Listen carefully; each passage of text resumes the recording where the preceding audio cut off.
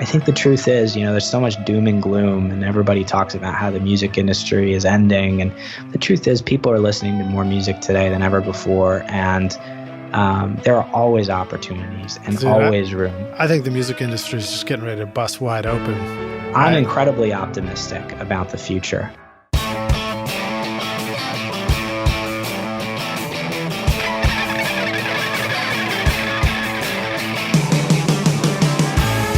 Welcome to Recording Studio Rockstars. I'm Lij Shaw, and this is the podcast created to help you become a rock star of the recording studio. Today's episode of Recording Studio Rockstars is sponsored by Roswell Pro Audio, maker of handcrafted microphones in California. Inspired design and impeccable attention to detail will help you capture a gorgeous vintage sound without the vintage price tag. Check out their beautiful line of microphones at roswellproaudio.com. You may already know that using true analog gear is one of the best ways to create a great record. Yet increasingly, we live in a digital world, recording and mixing inside the computer. So what if you could have the best of both worlds?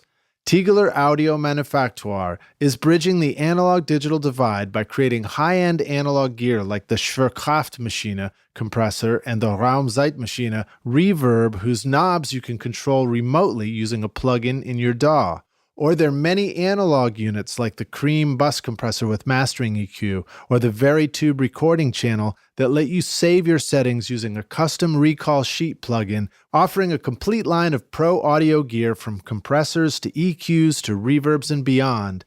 Now you can get a pro analog sound while benefiting from the power of digital. Let your DAW help you move your knobs so that your music can move you. Click the link in the show notes to learn more about Tegeler Audio Manufaktur. Hey Rockstars, it's your host Lij Shaw, and welcome back to Recording Studio Rockstars, bringing you into the studio to learn from recording professionals so that you can make your best record ever and be a rock star of the studio yourself. My guest today is Jason Moss, a mixer, producer, and engineer focusing on the pop, EDM, hip-hop, folk, and indie rock genres. Jason is a graduate of New York University's Clive Davis Institute of Recorded Music, where he honed his skills through mentorships with Grammy-winning music makers like Bob Power, Kevin Killen, and Jim Anderson. By putting his own spin on tried and true techniques, Jason likes to create records that are a meeting of classic and modern sounds. His clients include artists signed to labels like Disney, Hollywood Records, Glassnote, and many more.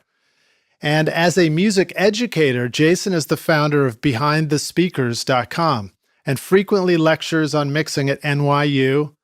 His how-to articles have been featured in leading industry publications by Berklee, TuneCore, SonicScoop, the Pro Audiophiles, and Disc Makers.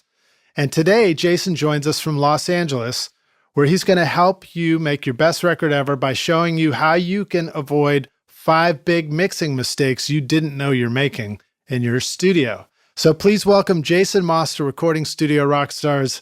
Jason, my man, are you ready to rock?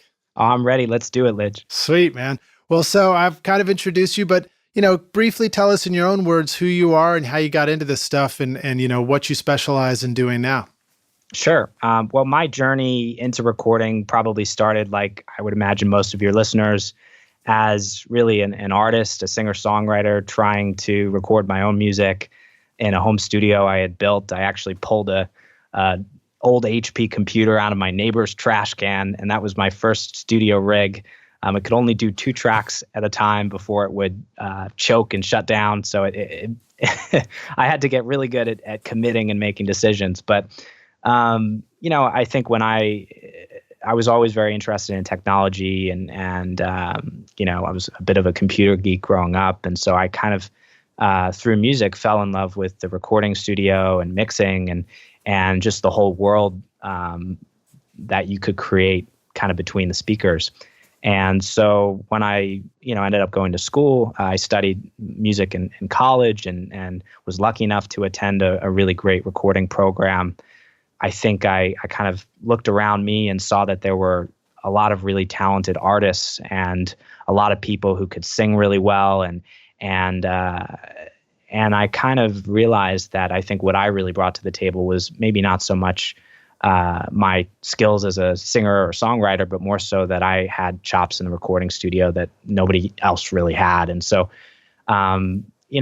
that was a long time ago, and I've since really delved into that area, and now I'm a full-time mixer, and lucky enough to wake up every day and do what I love. So I don't take it for granted. That's awesome, man. And so you kind of spent time in New York City, but now you're in Los Angeles?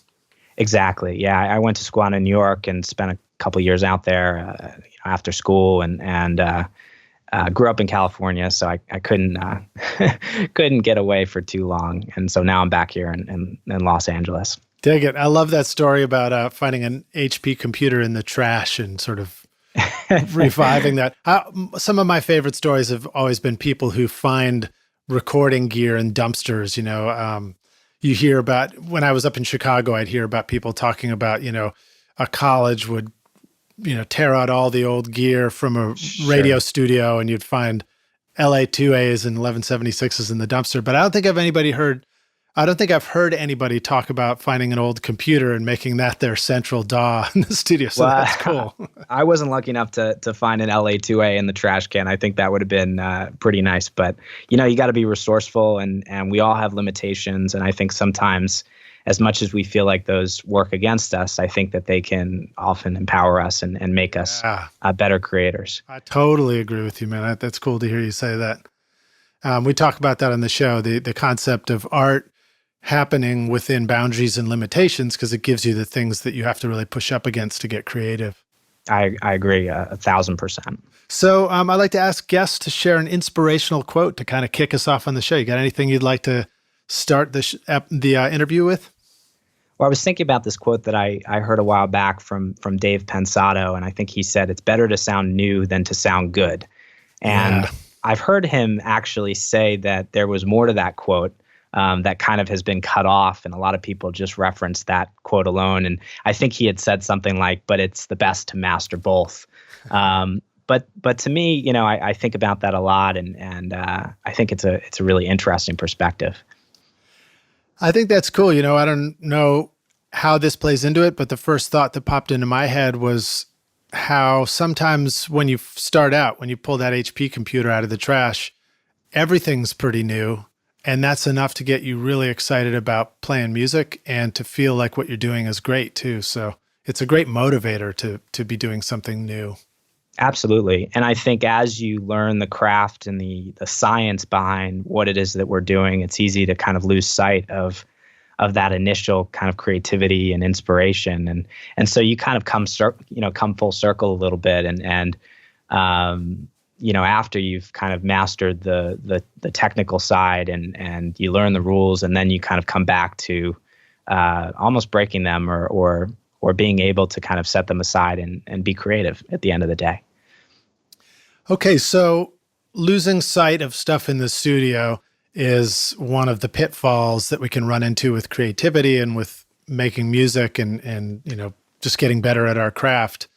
The focus of what we wanted to do today is talk about some big mistakes in the studio, and you have put in a lot of time and a lot of experience learning how to mix well and also learning how to teach it. So I'm really excited for you to share with us today your 5 big mixing mistakes you don't know you're making. And by you, I don't mean you, Jason. I mean you, rock stars, the listeners, and myself included, all of us. So let's just cut right to the good stuff, and I'll let you kind of introduce this and jump right into it. Sure, let's do it. So to preface this, I just want to say, and we touched on this in the intro, I run a site called Behind the Speakers, and my goal really from the beginning has been to pass on and share a lot of what I've learned either through experience or through incredible mentors and people who I've been lucky enough to sit down with and share conversations with, and who have shared their experiences with me. Yeah. And I noticed you listed Kevin Killen in your bio, and he's also been a guest on the show. Great guy. Great. Oh, great awesome. Producer. I didn't know that. Kevin is one of the sweetest guys I've ever met. And we share managers, and he's just a really fantastic guy. And, I have plenty of stories about him, but that's a whole nother conversation. Next episode. Yeah, definitely. Every day I get emails from people from all over the world, and many of them are musicians and home studio owners and creators who are struggling to make music that sounds like their favorite records and make music that they can feel proud to share and make music that sounds professional and radio ready, whatever that means. And so over the years, I think I've tried to figure out, and identify what are some of the biggest hurdles or struggles that I hear and see time and time again, and also things that I know from my own journey that have held me back. And so these 5 mixing mistakes are really, to me, what I feel to be the biggest hurdles or the biggest things that are standing in the way for most people when it comes to crafting really great sounding mixes and also just creating really great sounding music. So that's a little bit of the preface to this. So the first mistake that I want to share, and that to me kind of feels really foundational, like maybe one of the most important things that people miss, is that people often focus on tips and tricks and tools, but they ignore the big picture. And I think this is probably a more pervasive problem than, it's ever been, because, on one hand, we have more tools and technology than ever before in the recording world. I mean, plugins and DAWs and home recording have just blown open access to all this amazing technology. And so there's an abundance of these tools and resources, and then YouTube and mixing blogs and all these amazing people who are sharing their knowledge. And so there's so much information out there. And also there's kind of a lack of traditional mentorship where there would be, you'd be sitting in the studio with an engineer or be lucky enough to attend classes or something like that. So I think that a lot of people are kind of out on their own. And I think that the main challenge of today is that there's so much information out there that it's hard to figure out what you really need to be paying attention to. And so what ends up happening, and what I see time and time again, and certainly what I fell victim to when I was first starting out, is you end up going for and really seeking out the surface level stuff, the 5 compression tips that'll make your kick drum sound better, or right. quite frankly, the stuff that you find on the internet. And I'm guilty of this too, because I've written these types of articles, but what's missing often is a deeper understanding of mixing and recording and the music making process as a whole. So really the foundation of what we're doing, so like, just take mixing, for example. What is mixing about? Like what really makes a great mix, and how do we know what we're aiming for within the mixing process? Mm-hmm. How do we know when we're done? How do we start a mix? How do we move through the mixing process and kind of think of this as not just a collection of fragmented tips and tricks, but actually as a process and a system that we can take apart and understand on a deeper level. Yeah. And so I know that's kind of, looking at things from a really kind of 10,000 foot overview, but time and time again, what I see the biggest problem and challenge that my readers and subscribers face is that they miss that big picture perspective and have all the tips and tricks, but don't have the big picture. So I totally agree with you and the stuff you're saying, Jason, because I've experienced that over and over again myself in the studio. In fact, I've experienced situations where I've been in a studio like Blackbird in Nashville that has every piece of equipment you could ever dream of. And I've also been on computer rigs where somebody might have every plugin you could ever dream of. And it turns out that those were huge obstacles to me as far as actually getting my best work done, and really sort of slowed down my process. Now, of course, it's still great to have great tools, but it was when I built my own home studio and started to really work on a system of mixing or recording using the very same tools every time that I began to see huge improvements in my, what I was able to create. Totally, 100%. And I think I don't blame anybody. I think that this is the challenge of the times that we're living in today. And if you're someone who's sitting at home and trying to kind of do this all by yourself, you don't always know what the right information is and where you need to start. And you go on plugin manufacturers' websites and everybody's telling you need this new plugin or this new thing to make great sounding records. And it's so easy to become distracted. And so I think the challenge today, and in some ways it's one that's maybe more difficult than ever, is to be able to kind of strip back some of the noise and actually take a look at the fundamentals and really start to understand, okay, what is this about? Like, what are we really trying to do here?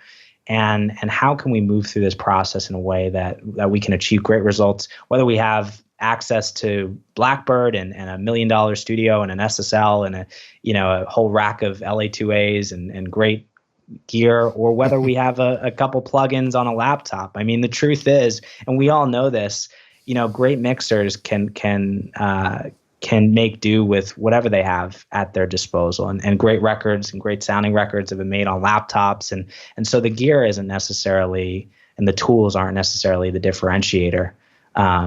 It's how you use them. Absolutely, 100%. And we all know this intuitively, but I think that, to kind of expand on this a little bit, it's kind of this granular focus that I think is the problem sometimes. It's we tend to think of these kind of mixing tips and tricks in a vacuum, and they get us very focused on these very small parts of the process. But we ignore the fact that when we're actually making a record, we're trying to make all these parts fit together, and we're trying to make things exist in context with each other. And so some of the problem that I find with these kind of tactical tip, and trick kind of approaches is that suddenly you're listening to the sound of a kick drum and you're trying to figure out, okay, what's the right choice for that kick drum? But you're not really considering how that track fits in context with the rest of your record. And so it's hard to take a step back and kind of strip things away. But I think if we can do that, ultimately, at the end of the day, I think we're going to become much better mixers and create much better sounding music. So do you have any, do you want to elaborate any further on some basic strategies or tips for focusing on your process rather than on the elements in the stuff, or is that coming in these next tips? Yeah, well, I think that's a great segue into the next big mistake that I see, mixers making. And this kind of speaks to what I feel are some of the fundamental principles of mixing. And that's that you mix proactively instead of responsively. So let me kind of define these two terms. So if you go on Gear Sluts, or if you go on any of these audio forums and you start to browse around, you'll see that a lot of people are speaking in absolutes. And for example, you'll hear advice like, hey, you should always high pass every track in your mix except the kick drum and the bass, or I always boost top end on vocals, or you always need compression on this. And so a lot of the times when we're mixing, we tend to do things proactively in the sense that we're not really listening to what's coming out of the speakers and trying to figure out, how to solve a problem or how to fix something that we don't like. We're kind of jumping the gun, so to speak, and adding plugins and processing and doing things in a sense where we're kind of fixing problems that don't yet exist. And I think there's a number of reasons why we do this. For one, I think that progress feels like adding things. And when we add plugins and add processing and do things, we feel like we're moving forward.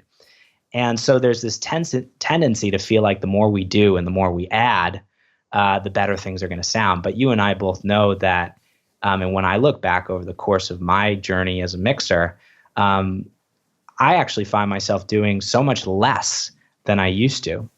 And I think that the fundamental shift for me that really changed things was, rather than thinking proactively and kind of turning off my ears, it was this shift to mixing in a way that I call responsive mixing, which is that every decision that we make within the mixing process should be a response to something that's coming out of the speakers. And it sounds so obvious, right? But so many times this isn't what we do. So the way that I describe mixing is it's actually nothing more than a problem-solving process. And mixing is this kind of feedback loop where we listen to the mix and, the track is playing and then suddenly we hear a problem that thing that kind of jumps out to us. Maybe the vocal's too loud, for example. And then, so we register that there's a problem and then our brain goes, okay, how do we fix that? And we might kind of think of a couple ways we could do that. So, we might grab the fader, for example, and turn that vocal down. And then we listen to the mix and we go, okay, is the problem solved? Is it still there? And if it's not, we go back and brainstorm, another solution. And if it is, then we go back to kind of square one and we start listening again and trying to identify problems to solve. And we do that again and again and again, thousands of times until the mix is done.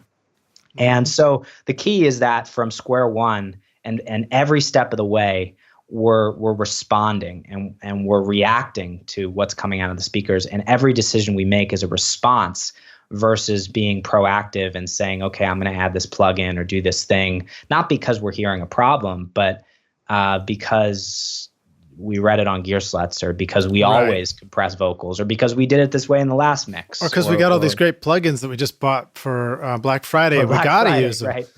Yeah, I'm sure there's probably a marked decline in the quality of our mixes, around this time of year. We all know well, that this. Could be the eggnog too. Well, you and I know this. I'm sure you've bought plenty of plugins too. As soon as you get a new plugin, there's this tendency to want to throw it on everything, right? And I know personally that some of the mixes that I listened back to during that time, like, when I discovered like exciters or something like that, and suddenly I listened to those mixes and I'm like, oh God, they're so bright and brittle.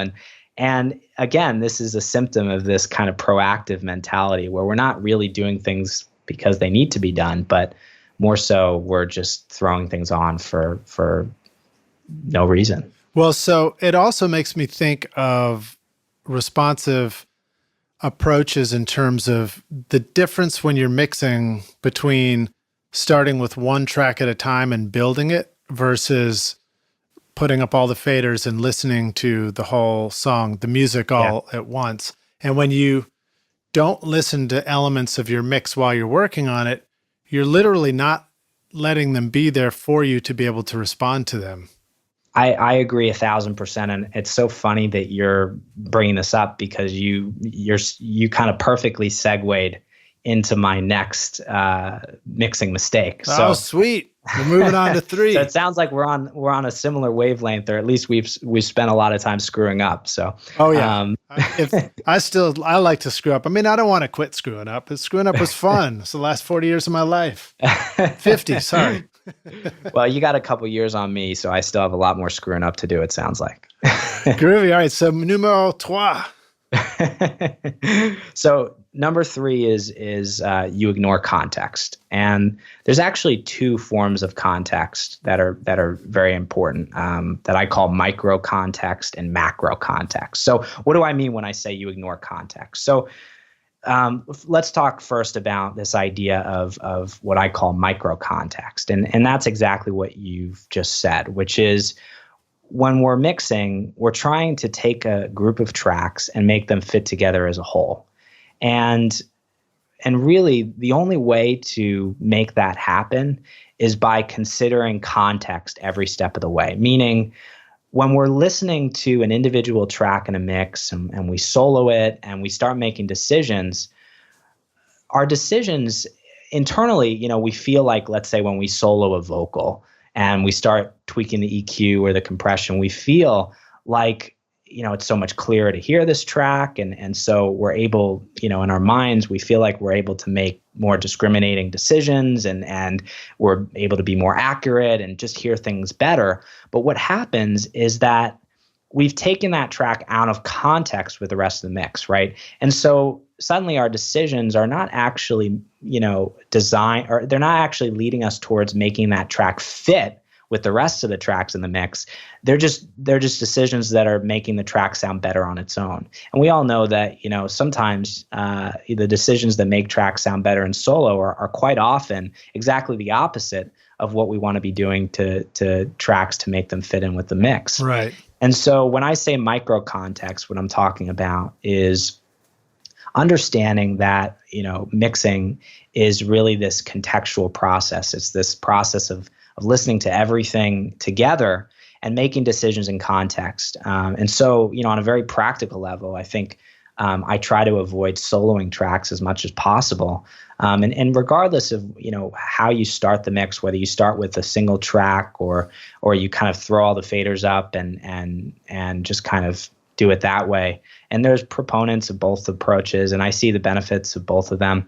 I think that it's important to make sure that the decisions you're making are considering what's going on in the context of the whole mix. So a great, practical piece of advice is, a lot of people say, like, how do I get a vocal that sounds really big and three-dimensional? And my vocals always seem like they sound really thin.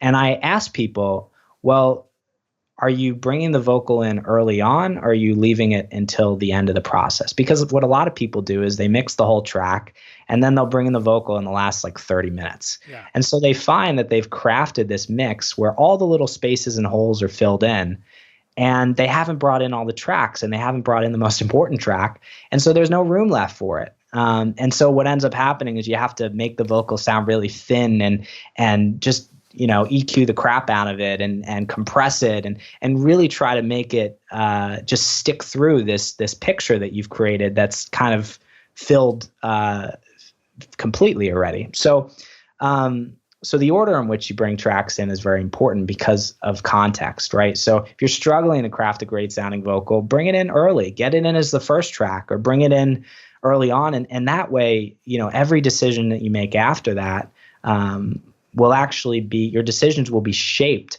around what that vocal is already doing in the mix. Yeah. And so you'll end up with a vocal that sounds a lot more, just bigger and three-dimensional because you've given more room for it. I love to do that where I'm approaching different songs and different mixes, starting with different elements. Sometimes I do the thing where you start with your kick and your snare and you build your drums up that way, and then you end up with the vocals at the end.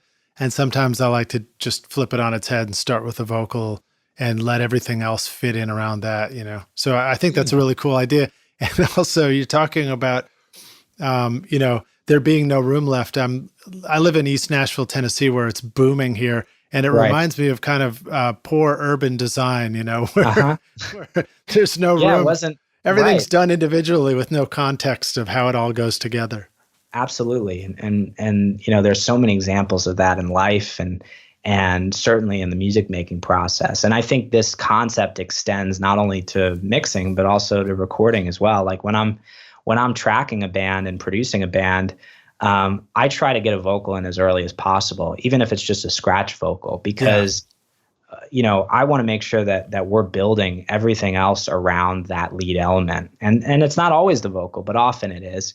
And so, you want to make sure that you're considering that context in every decision that you make. So that's what I would call micro context, which is talking about, the track that you're mixing itself.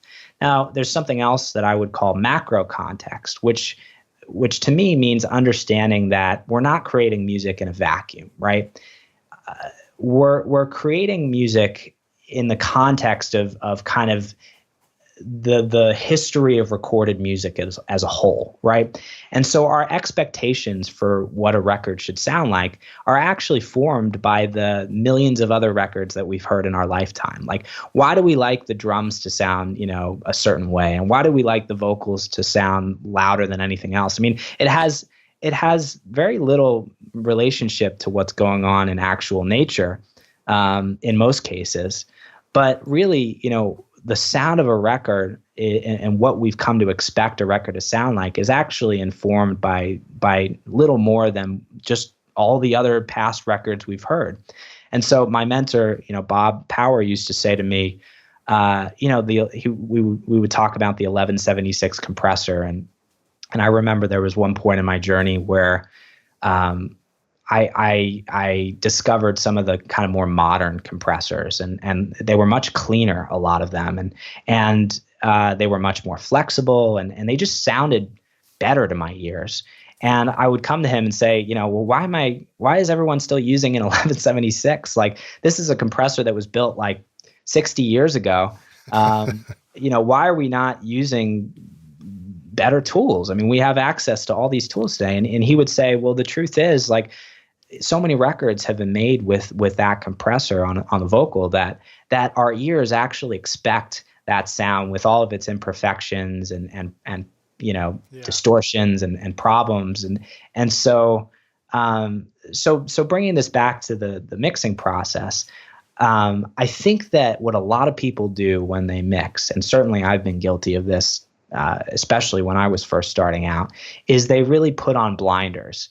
And they ignore, they don't listen to references. They kind of just blaze through the mixing process without any consideration to the fact that they're not actually making music in a vacuum. They're kind of making it in context with this group of recorded music as a whole. So I think that a better approach, rather than just kind of mixing a track on its own, is to really pay attention to references, to bring in other music, and to contextualize what you're doing while you're working on it. And to really, and I'm not saying, that the goal is to copy or to recreate what's already out there, but to understand that in our the way that things work is, as listeners, is that when a record sounds right to us, it's because it both surprises us and because it meets our expectations. Yeah. And so we have to balance both of those things when we're working on a record.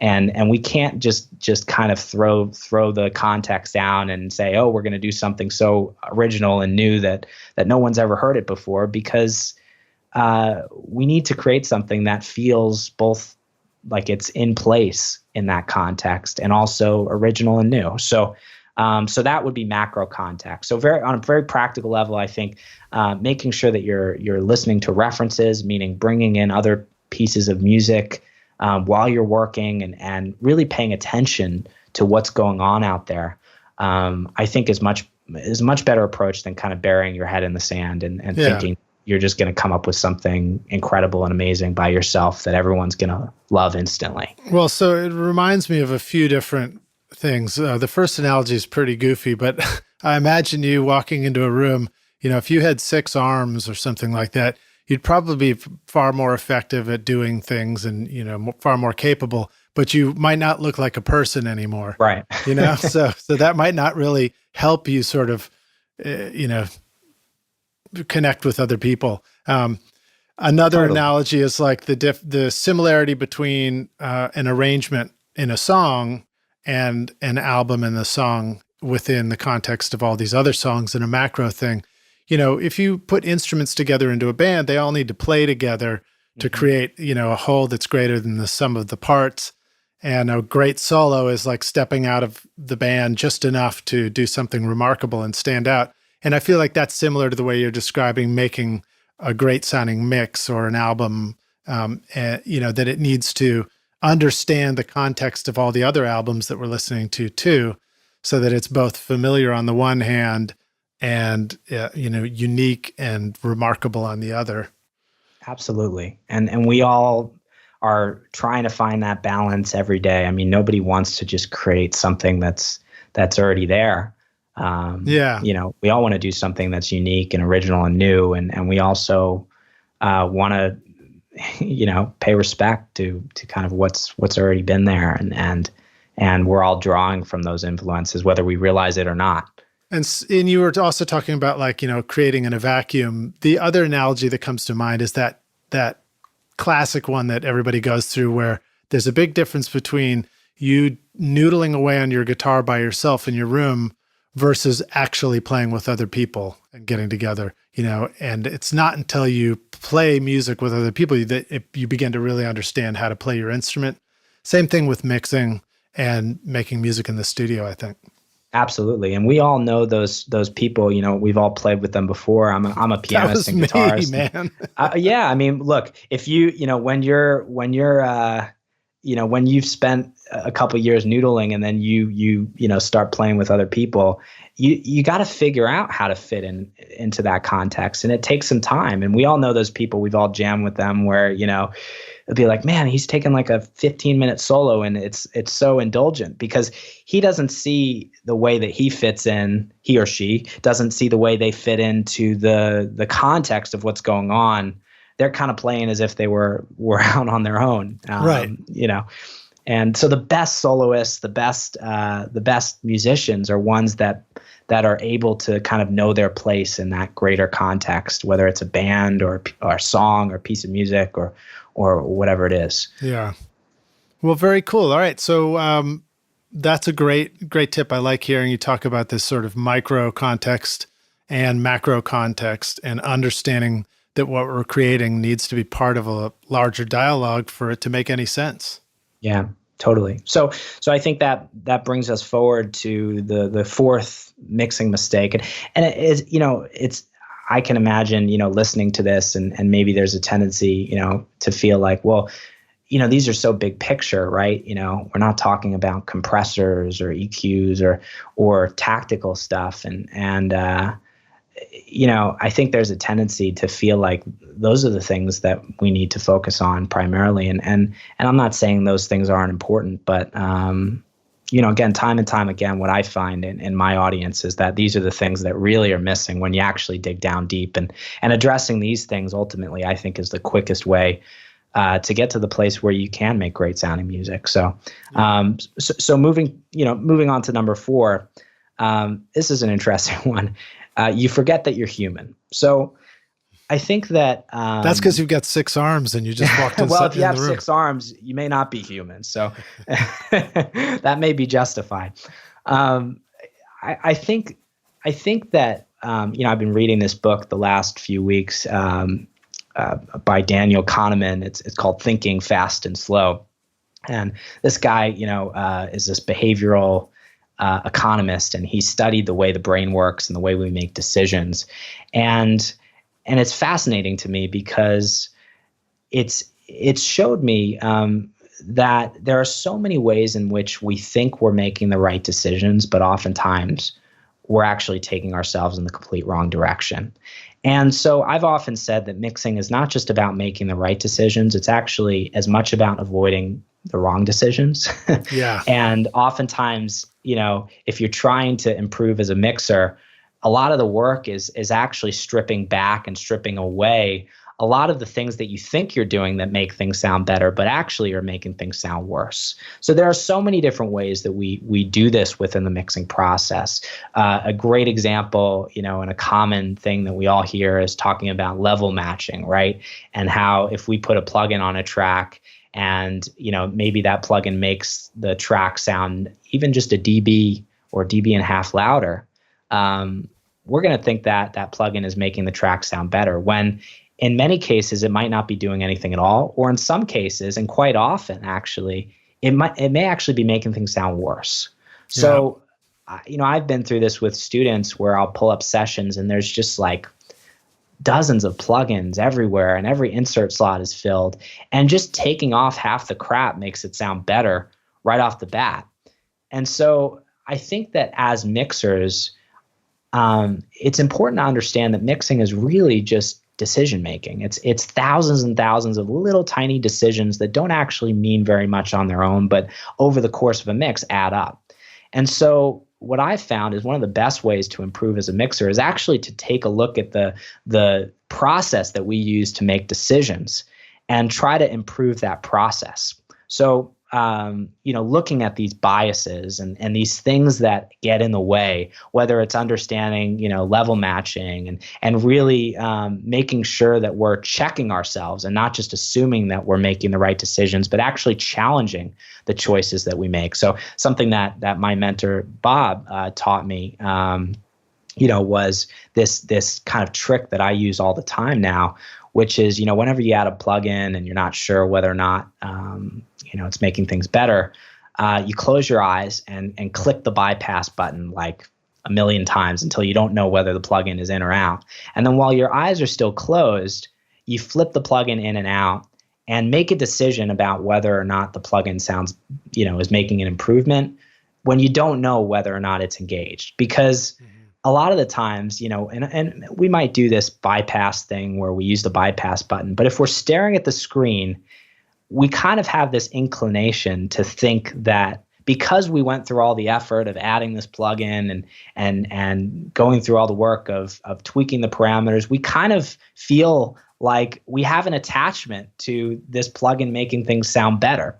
And so by closing our eyes and getting rid of the process of seeing the plugin engaged, I think it becomes much easier to just listen and kind of get a sense for whether or not this plugin is actually making things sound better. Another very big bias that I think gets in the way oftentimes that I talk about quite a bit is objectivity, and the fact that we are constantly in a race against time when we're working on a mix. And as time goes by, we become more and more acclimated to whatever the mix sounds like, whether it sounds like the worst thing in the world or the best mix we've ever heard. And so given enough time, even the worst sounding mix is going to start to sound good to our ears. And as we move through that process, it becomes harder and harder to make good mixing decisions. And this happens when we've been mixing for too long, when we don't take breaks, when we've been producing a record for weeks or months, and then we don't take any time off before we start mixing. And so or we forget to reference. Or we forget to reference and go down a rabbit hole. I mean, so there are so many ways in which objectivity becomes an issue. And the first thing is just to realize that we're actually not as good at making good decisions as we think we are.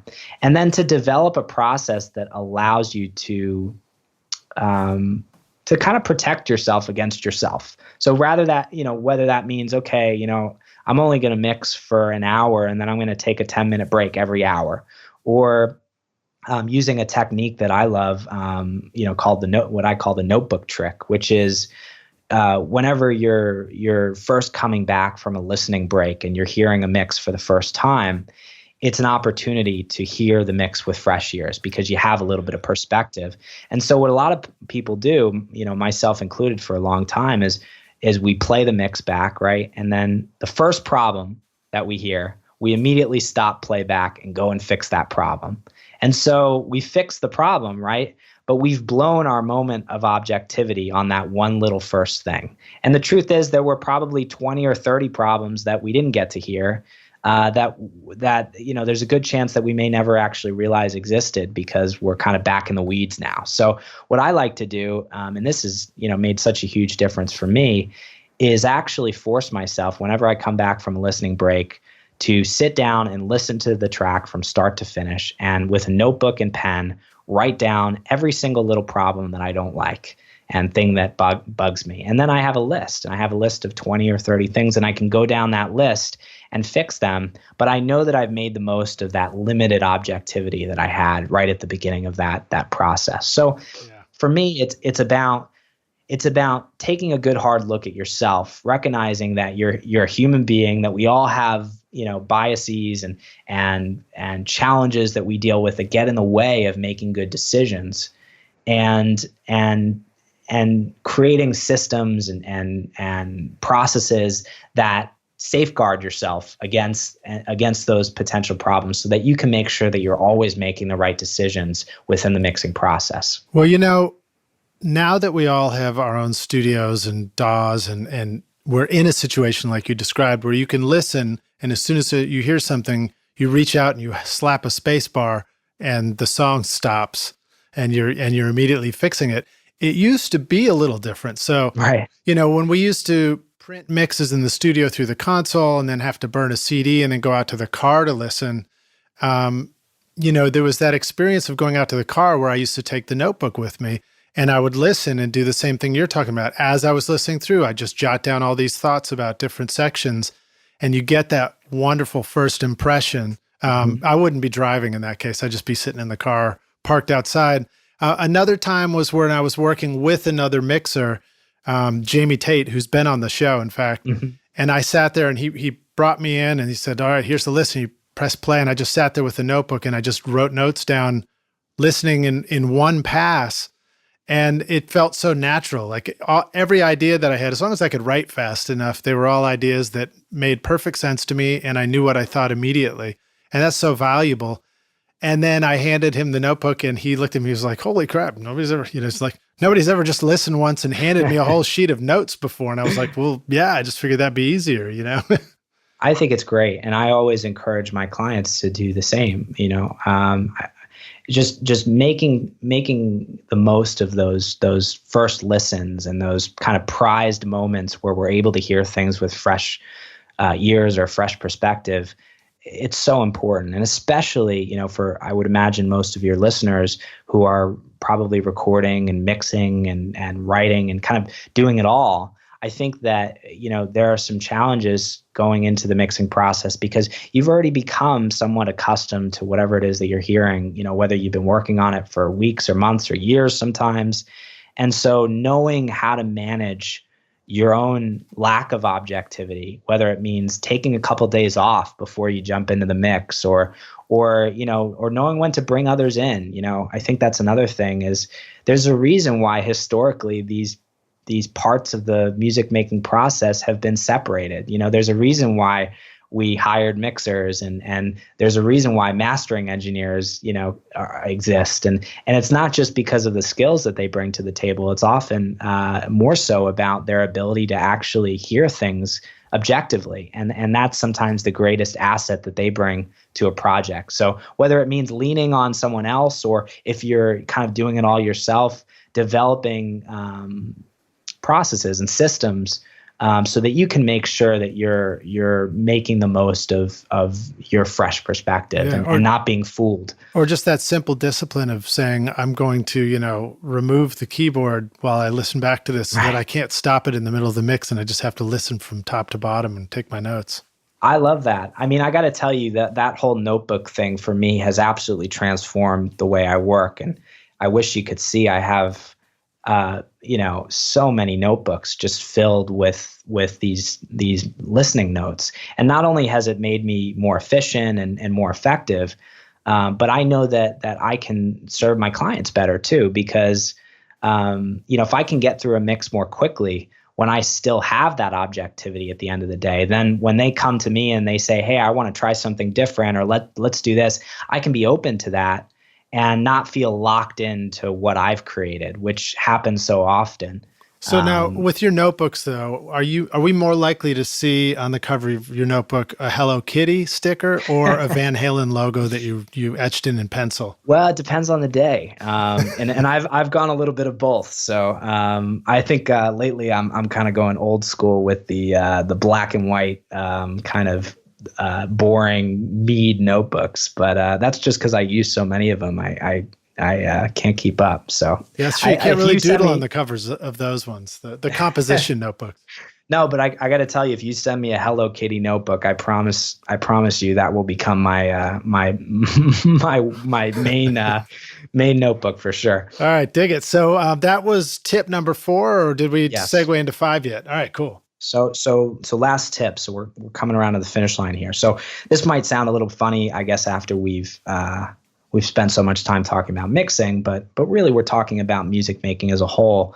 And I think the tip number 5 or the mistake number 5 is that I think that in general we expect way too much out of the mixing process. And I think that, when you look at what's happening in music making, what's very interesting, when you kind of take a step back and I'm sure you could probably attest to this because you've your time in the industry has been longer than it has for me. I think that the trend that I see is that problems are being punted down the line. And so it used to be that, a record was really made in the tracking process. And if mixing existed, it was really more of a formality. And originally mixing engineers were called balance engineers. So there really wasn't EQ or compression or any of these tools. It was like balance. And so the record was made in the recording process and really in the songwriting and arrangement process. And mixing was kind of a formality. And so as we as we moved forward in the history of recorded music and we had more and more tools and mixing became more of an art form. But I think that along with that came this tendency to, rather than to create a record from day one, to not commit, to kind of hold decisions off and then expect the magic to happen in the mixing process. And I see the same thing happening now with mastering, where I think that especially with newer engineers and people who are just starting out, there's this idea that mastering is this like holy grail. And suddenly, STEM mastering exists, and not that I'm opposed to that, but you can see that, that more and more people are kind of punting things down the line and expecting the record to come together later on in the music making process. Yeah, totally. And we all kind of intuitively know that this is true and that we should not quote unquote fix it in the mix and all these things. But I think that we have a lot of other messaging from whether it's plugin manufacturers, which I'm not beating up because they make great stuff, and people who are making these tools that kind of make us feel like mixing is kind of the holy grail, and that's where the magic kind of happens, and that's where the record comes together. And sometimes it does, but the truth is the best sounding mixes that I've created were always great sounding records before they got to me. Totally. And we all know, if you're mixing, when you get an arrangement that's already kind of apportioned right, and the relationships between the different instruments are already kind of there from the beginning, if you feel like you're like the best mixer in the world, but really you're just kind of finessing what has already been created. And so you're responding exactly to what's there that's quite good already. Yeah, and those are the best, records. The records that are fixed in the mixing process. Not to say there isn't so much we can do, and I think that certainly we can make a record sound a lot better within the mixing process. But ultimately, at the end of the day, I think that going back to arranging and production and songwriting, obviously starting with a great song, and really looking back to the earlier parts of the process, and not looking at mixing as this holy grail where everything's going to come together. Ultimately, I think that that's the path to better sounding records, and focusing on how do I create great recordings, and how do I write a great song, and how do I and looking kind of earlier on versus buying a bunch of plugins and thinking that that's what's going to transform a kind of crappy arrangement into a great sounding mix and a great sounding record. It's kind of like being present, being in the now through the whole process. I know that sounds very sort of woo-woo, but I don't think so. It's like look for every opportunity to commit to something and make a decision right now, right this second. Try and make a committed decision to something if possible, because that's going to accumulate so that when you do get to the end of your record, you've got a better production, a better recording, a better arrangement, such that the stage of mixing that you're in or the stage of mastering is going to be that much easier to really get it right. Absolutely. I agree 100%. And from what I've seen, it's interesting. I've mixed long enough to know that when I get a session from some of my best clients and some of the arrangers and producers that I think just do exceptional work, it's almost like the way I describe it is there's like kind of a DNA built into the session itself. And it almost feels less like I'm trying to figure out a direction, but more like exactly what you just said. There's kind of this feeling of like you're just kind of nudging it along a little bit, and it knows where it wants to go already. Versus there are some times when you get tracks where there's just a million ways you can take it. And the reason why is because there was no commitment done early on in the process. And they're expecting you to kind of take this mishmash of ideas and pull it into something that kind of sounds like a record. And it never really works that well. I mean, you can kind of do it, but it doesn't really know what it wants to be. And that's the clearest difference that I see in really great producers, and from my end, because I get tracks, that are already produced and already arranged and recorded. it's like a DNA is kind of there. It knows what it wants to be. That's fantastic. Well, man, these are great insights into these 5 different big mixing mistakes we're making. So awesome stuff. I really appreciate that. I know that you have much more than that. And so you want to tell the rock stars about this wonderful resource that you've made available to everybody if they want to go dig deeper into all these topics?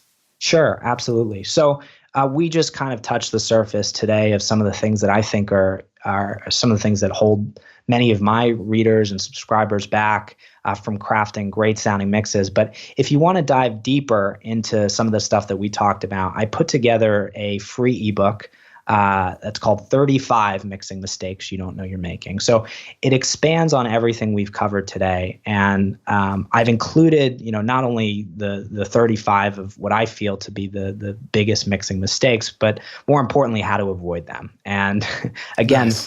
For many of my subscribers, these are the things time and time again that I see that stand in the way of them crafting great sounding mixes that sound professional and radio ready. So if you want to learn how to avoid these mistakes and craft mixes that sound exceptional, you can download this free ebook at behindthespeakers.com/rockstars. That's rockstars with an S. And again, it's completely free. It's yours to keep and hopefully print out and post on your wall and awesome, use as man. a guide when you're mixing. Awesome. Well, I love that. And when we're talking about this big picture concept of committing to things, I think one of the things that you can almost always commit to at any moment in the creative process, arranging, producing, songwriting, recording, mixing, is looking for those things that are not working and address them first. And so the fact that you've assembled all these big mixing mistakes is it's a great way to really understand how to make a better record, because it's going to help you rock stars learn what kind of mistakes you might be experiencing now, so you can focus on those and get those out of the way to start, which is awesome. Thank you. Yeah. So thanks so much, Jason. Let's take a break and we'll come in for the jam session. Before we do, Rockstars, I want to also remind you that you will find links to everything we're talking about in the show notes. So if you're on your mobile device listening, just kind of click through and in the show notes right there, scroll up and you can just click on the link. You'll also find some of the great links to our sponsors as well for the show. And we'll see you guys in just a moment for the jam session. Roswell Pro Audio brings you microphone design that is out of this world. Endorsed by a growing list of artists and producers like Phil Collen of Def Leppard, Ross Hogarth, who's recorded Van Halen, Ziggy Marley, and the Doobie Brothers, and Supa Dupes, working with Drake, Mary J. Blige, and Eminem. These are all rock stars that have discovered just how great Roswell microphones sound. Check out the Mini K47, which uses a capsule modeled on the one in the vintage U47 at a street price of only $299, or the beautiful Delphos condenser microphone with a capsule tuned like the vintage U67 with great clarity and far lower noise at a street price of only $899. In fact, you are hearing my voice right now on the beautiful Delphos microphone. These mics are carefully crafted by hand and immediately feel good even before you plug them in and hear how great they sound. These are well-built microphones that will last you and your studio a lifetime of great recording. Check out more audio examples of these awesome mics at roswellproaudio.com. Hey Rockstars, Lid Shaw, welcome back to Recording Studio Rockstars. We're about to jump into the jam session, and my guest today is Jason Moss from behindthespeakers.com. Jason, are you ready to jam? Let's do it. All right, sweet. We can kind of jump in with these questions and you can just give me quick answers as we finish up the podcast. But when you started out in recording, what was holding you back? Ego. I think thinking that I could and should do it all myself, and that I didn't need to listen to anyone, and no one had anything to teach me. Nice, man. And how did you finally get your ego out of the way? I started hanging out with a lot of people who were a lot more impressive than I thought I was, and I moved down of a small town and moved to New York and realized that I wasn't as great as as I thought I was. You started referencing other human beings. Exactly. Nice, man. All right. So how about some of the best advice you received? Well, I've brought Bob Power up a couple times in this interview. He's just a dear friend and has taught me a lot about mixing and life. And he said this thing to me that has really stuck with me, which is first and last, we're human beings. When you separate out what we do and any accolades, or whether we're all just human beings, and that's really stuck with me. I find that to be a really remarkable thing to think about too, when you start thinking about, sometimes I think about these founders of huge industries and Google and PayPal and, just like massive companies and world-changing stuff. I mean, I know that sometimes when we make a record, it's pretty world-changing, but when you look at these giant corporations, and to think that at the core of the biggest thing you can think about are just human beings who, like you and I, who just, had an idea and followed through on it. Yeah, so it's humbling. Good reminder. And also makes you feel connected. Yeah. All right. So how about sharing with the rock stars a recording tip, hack, or secret sauce, something that they could use on their very next session today? This was something that I discovered not too long ago. I used to always think that when I was recording vocals, that cardioid, the cardioid pattern was like I never thought about the fact that I could use anything else. But a few years back, I started experimenting with omni and omnidirectional microphones, and also omnidirectional patterns on mics that had a switch where you could kind of try both. And what I found is that if you're in a good room and you have, a good sounding room, 9 times out of 10, Omni actually sounds better. And there's actually, from what I understand about this, I don't know that I have the full picture. In order to make a mic a cardioid microphone, there are a series of ports that need to be kind of sectioned off in the back of the microphone.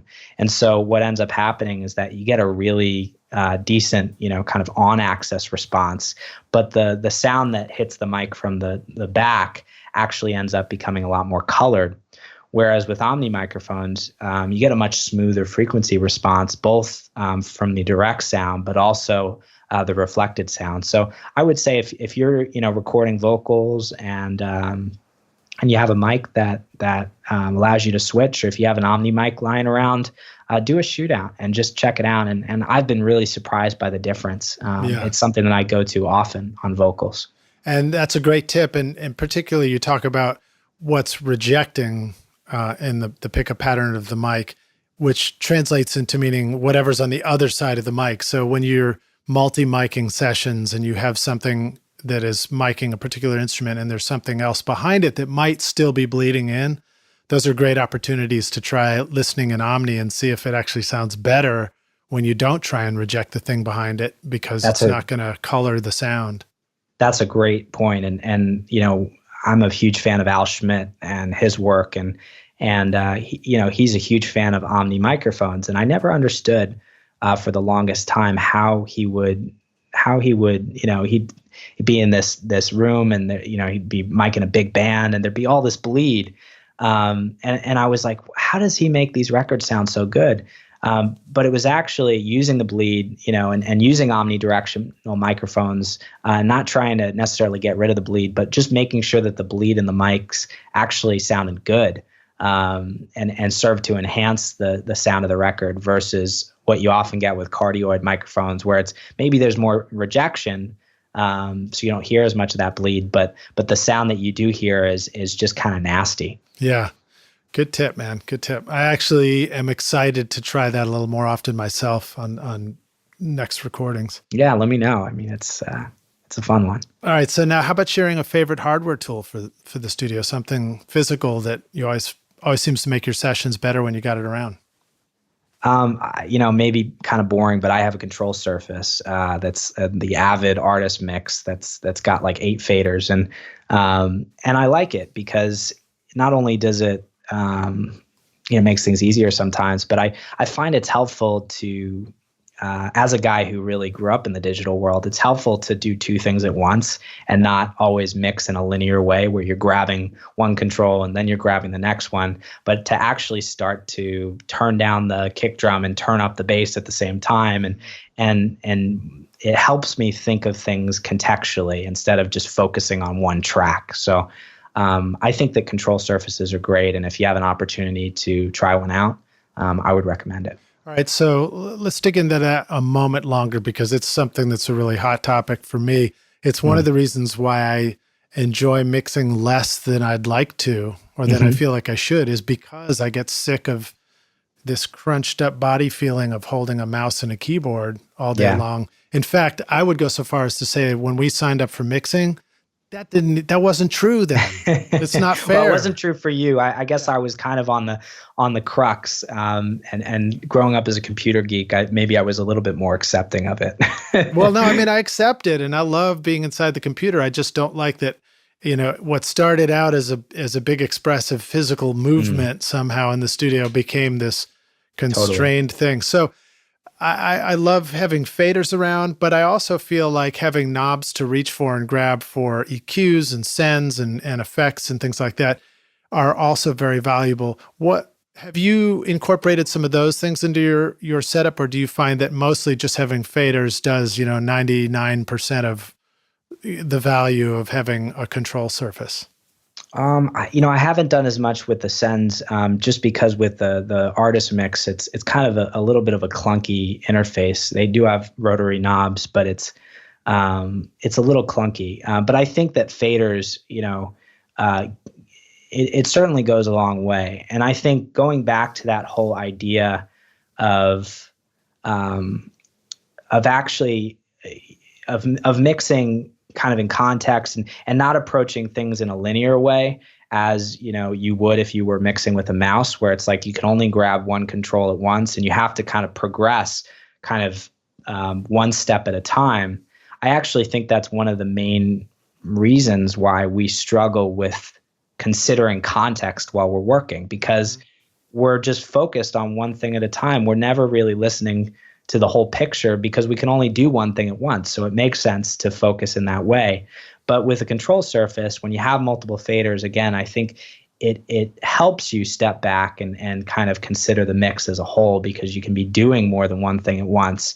And so you start to listen to how your decisions affect other tracks and start to think of things in that contextual way. So I think that, it's certainly not essential, but I think for many people, it's a helpful thing for sure. That's cool. Well, I mean, you can begin to sort of shove faders up with the palms of your hands, and your forearm. I mean, you can literally like sculpt the balance of things much more quickly, which is absolutely pretty fun. Yeah, it's quicker and it certainly helps in that regard too. Even just to get rid of a sound, even to just like the physical movement of ripping the fader down really quickly is something that doesn't exist in the DAW so much. Yeah, and writing, when you're doing automation, I think being able to perform something, I still, draw in automation sometimes, but for me, especially on rock music and music with live instruments, I find that performing that, it's just a much more expressive way to work. Yeah. Very cool. Well, all right. Now, how about a favorite software tool? Now that we've gotten the hardware out of the way, anything exciting you want to just kind of share with the rock stars? Well, it's funny because I've spent, most of this interview talking about how plugins and tools aren't the answer. Except for this one. Except for this one. If you have this one, you'll be okay. Something that I don't think gets talked about a lot, just a plugin that I love, is the Oxford Dynamics, their compressor. And a lot of people don't know this, but Paul Frindle, who is the guy who designed the SSL-G bus compressor, so the infamous compressor that we all know, actually was commissioned to design and build those algorithms originally for the Sony Oxford consoles. Now, when those went out of commission, the algorithms got ripped out of those consoles and became these plugins. So this guy, who's had all this experience building, incredible SSL compressors, has kind of put his heart and mind and soul into these plugins. And for me, if I had one compressor, that would be my go-to. I think it's just incredibly versatile, and really the work that he did, I think, even though it's an older plugin, I think it still holds up really well today. It's just an exceptional tool. That's very cool. A couple of other ones. I think it's the same brand. Oxford has the limiter and the inflator. Yeah, those are very cool too. Yeah. So those are a couple of my favorites. And in fact, I just recently did kind of a mini course called Rockstars of Mastering, where I talk about mastering my instrumental song on my album and how I did it. And I could not find a substitute for those two plugins. I tried. Yeah. But the inflator's weird. I still don't quite know what it does, but it just blows your shit up, man. Yeah. I guess that's a good way to describe it. It's cool sounding. Groovy, man. Well, so let's keep moving forward. So now how about a resource for the business side of doing this? Now you've mentioned that you have a management company, and quite a good one at that. Do you have any other tips or online resources or advice for people who want to do this for more than just a hobby?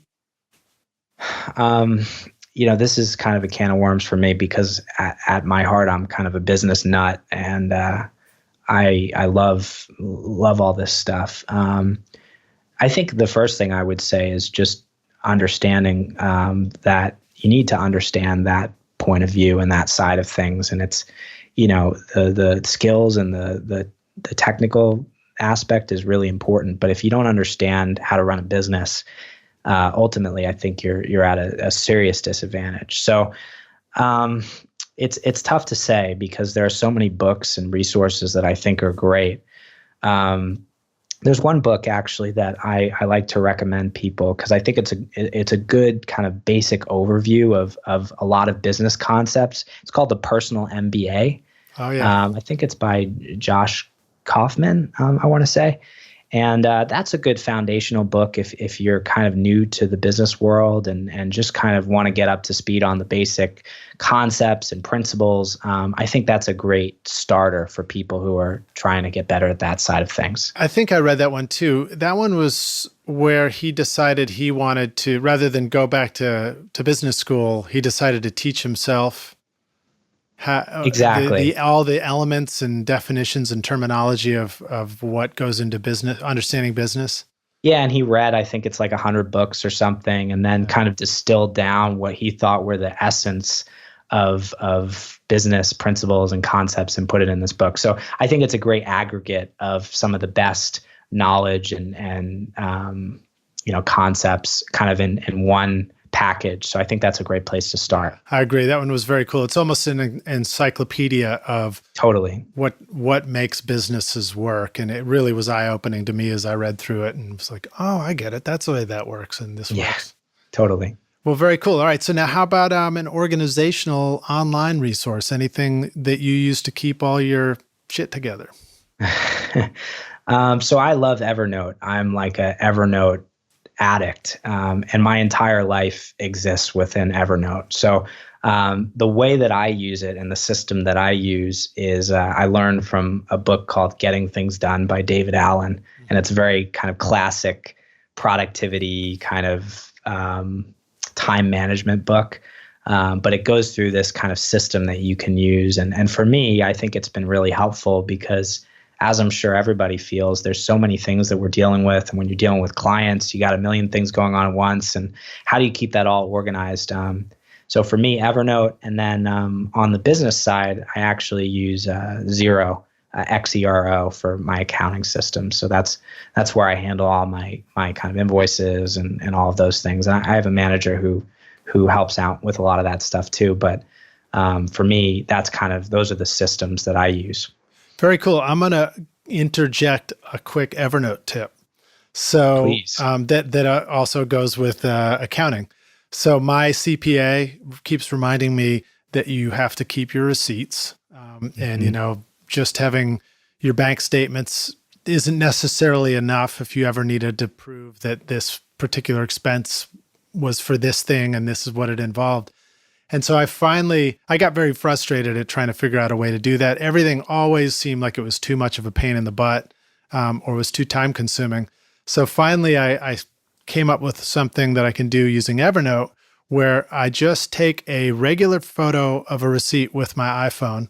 So I don't have to open up any fancy app or anything like that. Just swipe left from the home screen, snap a photo of that receipt, and then hit the share button. And then the Evernote icon is right there. And so you share it to Evernote. And then I made a receipts folder in there. And it just automatically shows up with that. And I can just say like lunch with Jason Moss and then hit done. And that seemed like the quickest way for me to capture a receipt for later. So. Yeah, when are you taking me out to that 5-star steak lunch we were talking about earlier? Yeah, it's coming up soon, man. It's coming up soon. I just got to get back to LA.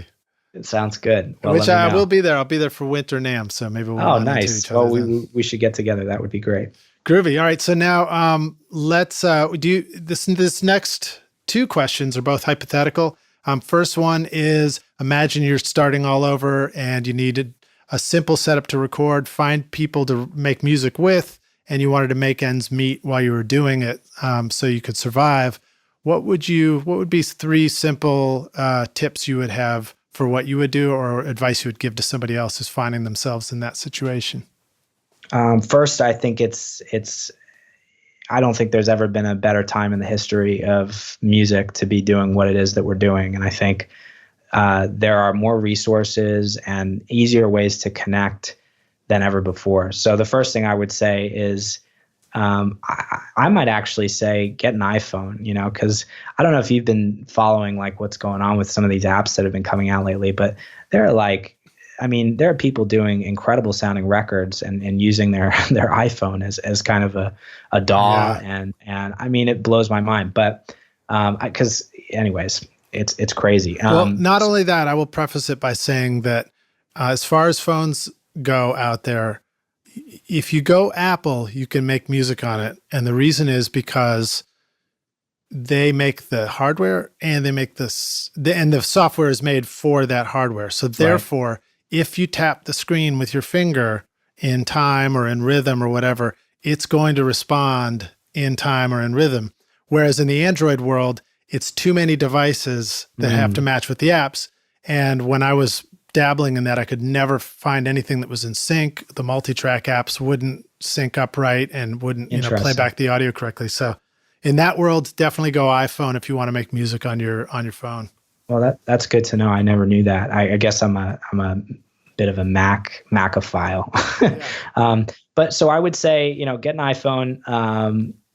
The next thing I would say, in terms of finding people and connecting, I think the best thing that you can do is always come from a place of what value can you provide for someone else. And this goes for this is kind of like just a life principle. I know this because I get hundreds of emails a week, and the emails that really stand out to me are the ones where people are like, hey,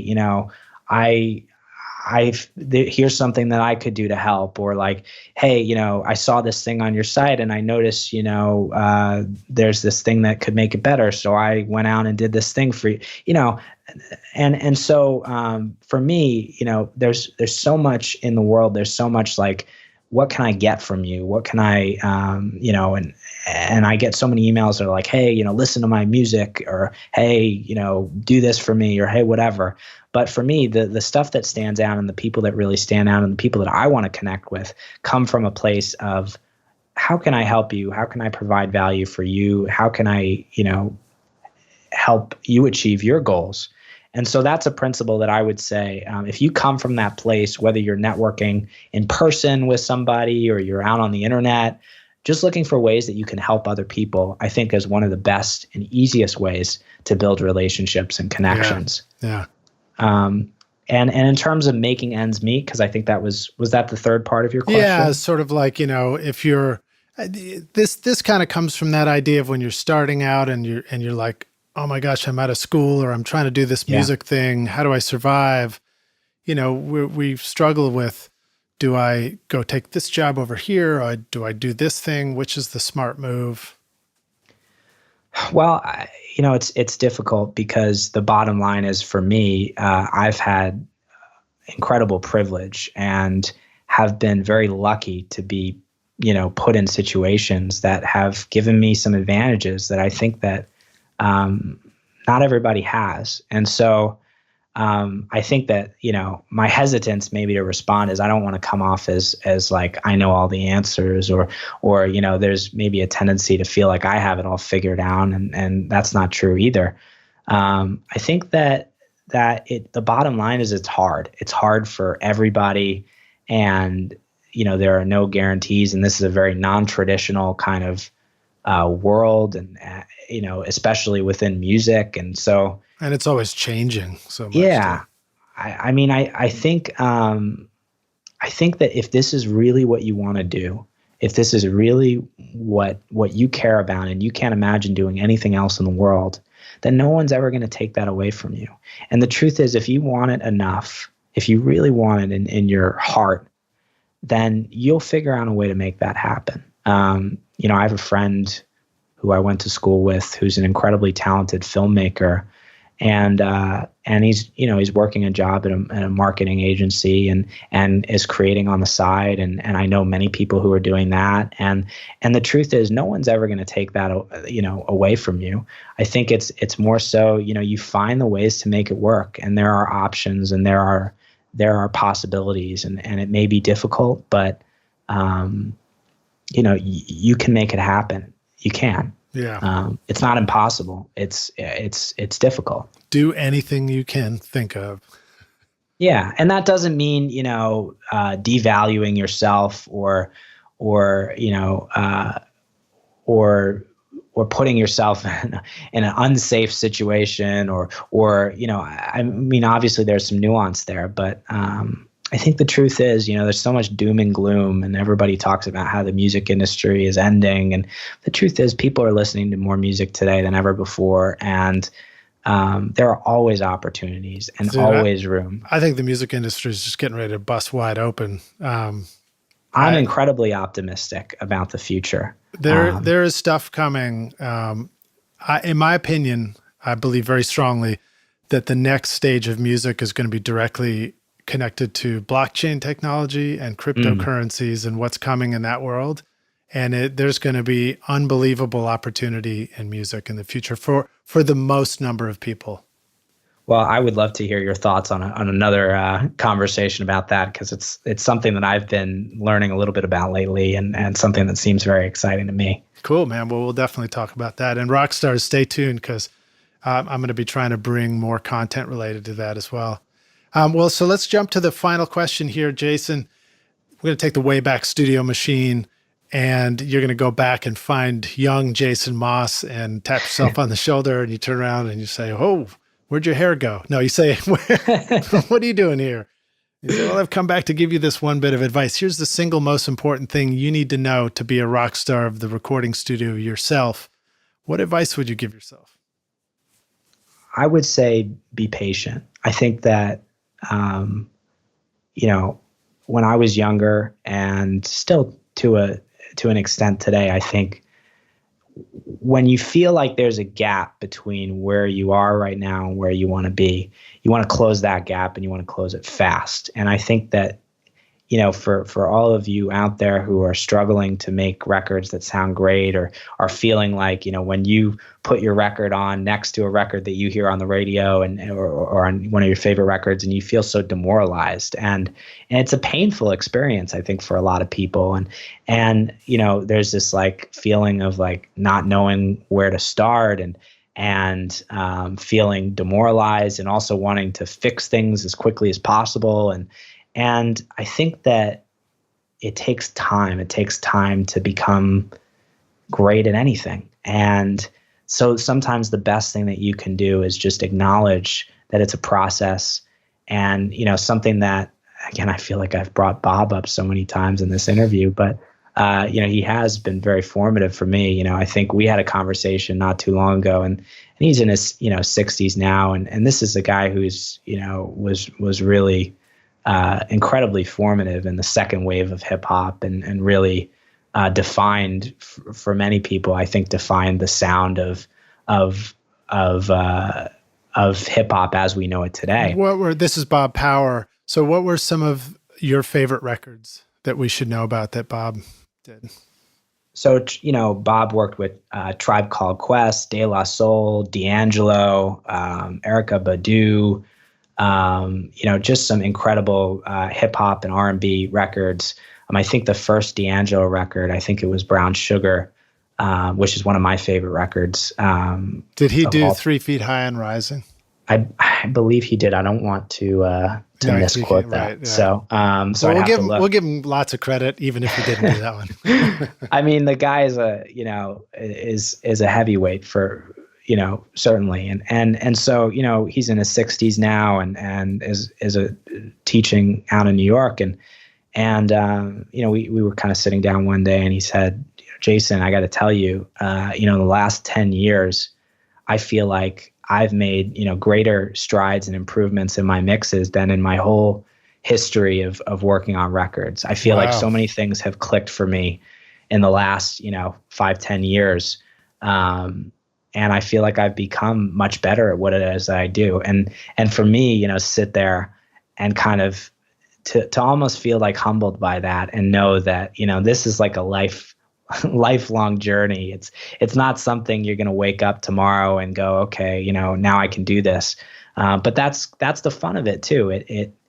It's this process. And what's beautiful about making records is you have this history of music you can listen back to, and you can remember where you were at a year ago and 5 years ago and 10 years ago. And so having those memories to be able to look back and see your progress, and knowing that there's always going to be more to go, and that you just have to be patient and let things unfold. I think that's what I would tell myself looking back, and certainly the message that I would love to share with all of your listeners and whoever's listening to this today. You can call them the rock stars.